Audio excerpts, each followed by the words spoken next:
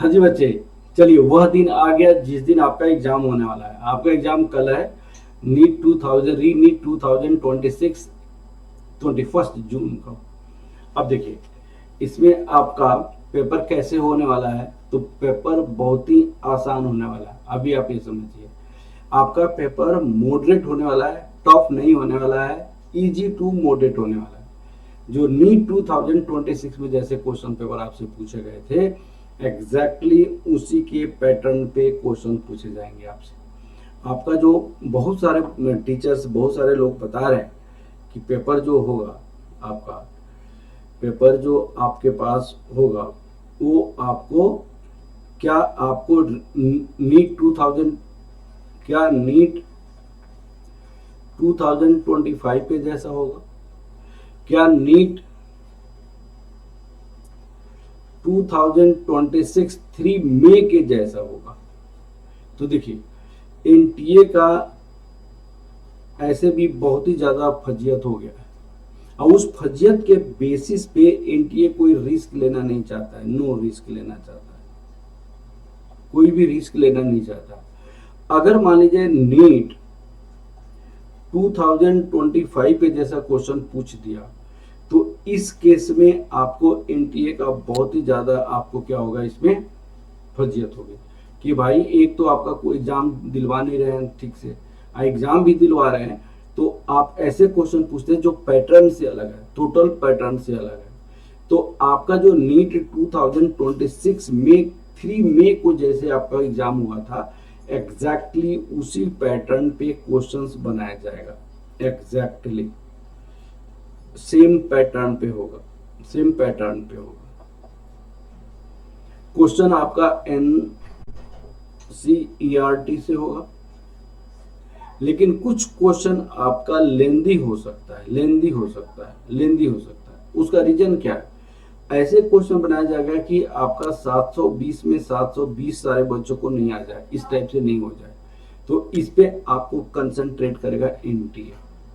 आपका फिजिक्स का 2 4 5 क्वेश्चंस आपको टफ हो सकता है, केमिस्ट्री का 3 4 क्वेश्चंस आपका टफ हो सकता है, बायो का क्वेश्चन 3 4 कंसेप्ट मिला के आपको क्वेश्चन पूछा जा सकता है। तो ये आपका क्वेश्चन का पैटर्न रह सकता है बेटा।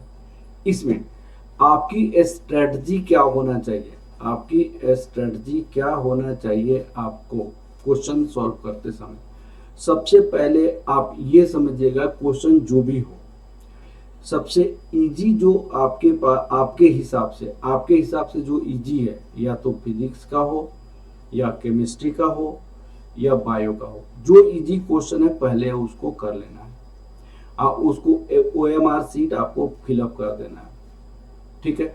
ओएमआर जो फिजिक्स में इजी हो, केमिस्ट्री में इजी हो, बायो में इजी हो, आपको देखते ही लगता है क्वेश्चन हो जाएगा मुझसे, वो क्वेश्चन पहले आपको कर लेना है। दूसरे इजी से आपको अगर मॉडरेट टाइप के क्वेश्चन कोई आपको लगे कि थोड़ा सा इसमें टाइम लगने वाला है, उस क्वेश्चन को सेकेंड अटेम्प्ट में आपको करनी है, सेकेंड अटेम्प्ट करनी है, और इसको ओएमआर सीट फिल करनी है, ओएमआर सीट फिल करनी है, ठीक है ना। अब आपको थर्ड अटेम्प्ट में आपके पास टाइम इस बार बचेगा, क्योंकि आपका 3 आवर्स 15 मिनट्स आपके पास टाइम इस बार है, तो आपका टाइम बचेगा, ठीक है ना। तो आप टफ क्वेश्चन जो आपके पास होगा उस क्वेश्चन को आप अटेम्प्ट करेंगे थर्ड अटेम्प्ट में।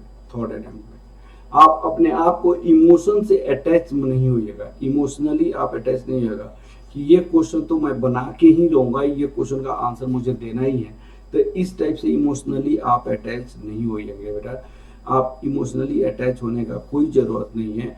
आपको सबसे पहले इजी क्वेश्चन करनी है, उसके बाद मॉडरेट क्वेश्चन करनी है, उसके बाद आपको टॉप क्वेश्चन पे ध्यान देना है, ठीक है ना। तो आपको जैसे भी क्वेश्चन हुए उसको नहीं, लेकिन ये पैटर्न आपको फॉलो करना होगा। 3 लेयर में आपको क्वेश्चंस का सॉल्व करना पड़ेगा, ठीक है ना। ओएमआर सीट फुल करते हुए जाना है। चलिए, इससे ज्यादा वो कुछ नहीं सुनना। आज आपको प्रॉपर बहुत अच्छे से सोना है, रिलैक्स रहना है। आप अपने माइंड में सोचिए कि मुझे सारी क्वेश्चंस का आंसर मुझे आता है और मैं सारा क्वेश्चन का आंसर मैं करके आऊंगा करके, ऐसे आप माइंड में सोचिए। बी पॉजिटिव रहिए, बी पॉजिटिव। मैं आपकी बेस्ट एग्जाम के लिए माँ झंडे वाली से प्रार्थना करता हूँ। आज प्रार्थना करके आया हूँ कि आपका एग्जाम बहुत अच्छा हो और आप बहुत अच्छे से गवर्नमेंट मेडिकल कॉलेज आपको मिले। चलिए बेटा, मेरे तरफ से all the best for your exam, coming exam. और आप माँ झंडे वाले से मैं प्रार्थना करता हूँ कि आपका एग्जाम बहुत अच्छा हो। All the best, all the best, all the best for your exam. Okay, thank you.